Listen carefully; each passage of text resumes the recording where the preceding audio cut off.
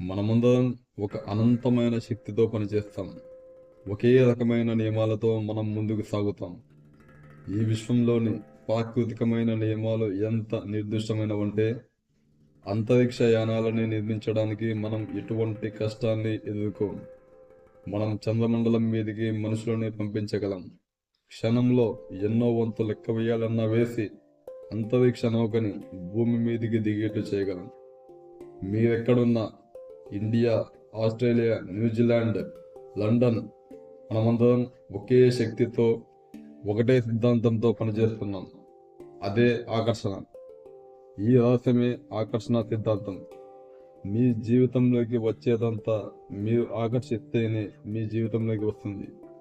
మీ మనసులో మీరు ఏర్పరచుకున్న రూపాల కారణంగా అది మీ వైపుకు ఆకర్షించబడుతుంది.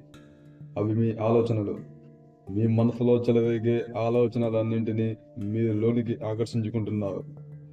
మీ ఆలోచనలన్నీ వాస్తవమైనవి. అవన్నీ ఒక శక్తి.